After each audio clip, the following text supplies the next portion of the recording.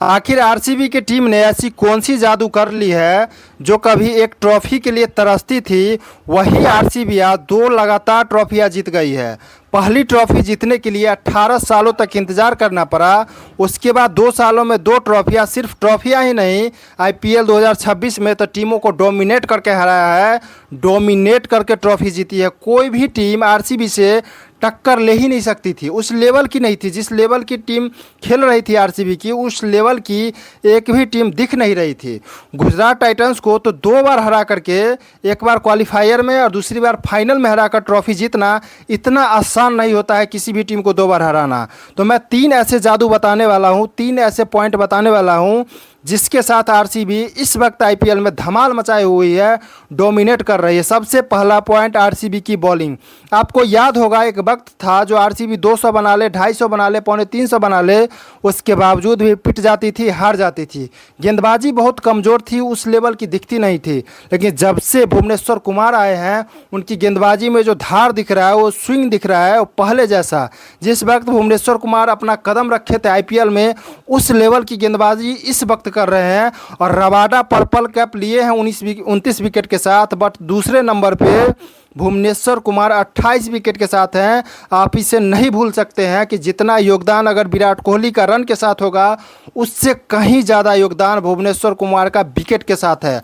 और साथ में हैजलवुड अपने टप्पा के लिए जाने जाते हैं, गुड लेंथ के लिए जाने जाते हैं, उनकी गेंदबाजी है। साथ में स्पिनर इस साल कृणाल पांड्या ने जो कमाल किया है, जो जादू किया है, वो आउट ऑफ सिलेबस था। किसी भी टीम के कोई भी बल्लेबाज पढ़ नहीं पा रहे थे, सभी बल्लेबाजों को कृणाल पांड्या ने परेशान किया है। और इस मैच में भी सबसे इम्पोर्टेंट विकेट 3 थे, क्योंकि गुजरात टाइटंस टॉप 3 पे ही निर्भर करती है। शुभमन गिल, साई सुदर्शन और जॉस बटलर, तीनों विकेट इन्हीं तीनों गेंदबाजों ने निकाला है, भुवनेश्वर कुमार, हैजलवुड और ये कृणाल पांड्या। तो आप समझ सकते हैं कि गेंदबाजी ने आरसीबी को कितना सपोर्ट करा है। आज अगर 155 रनों तक रोकने में कामयाब हुई है, तो वो है गेंदबाजी की वजह से।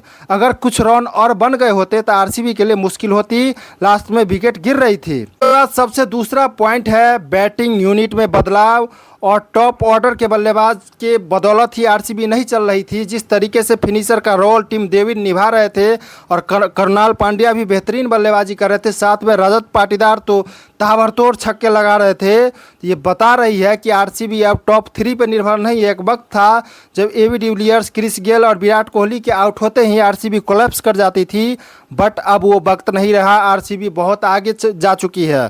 और तीसरा पॉइंट, आरसीबी के पास रन चेज किंग कोहली और रन मशीन विराट कोहली है।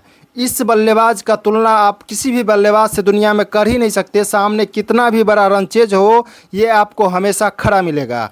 और सैल्यूट करना पड़ेगा आरसीबी के फैंस को, जो कितने ट्रोल्स हैं, कितने गालियां सुनी, और इन सब को पनौती कहा गया कि तुम्हारी टीम कभी ट्रॉफी जीत ही नहीं सकती। उसके बावजूद भी गुजरात के उस मैदान में, होम ग्राउंड में, गुजरात से ज़्यादा आरसीबी के ही फैंस थे। सिर्फ ज़्यादा नहीं, 90%।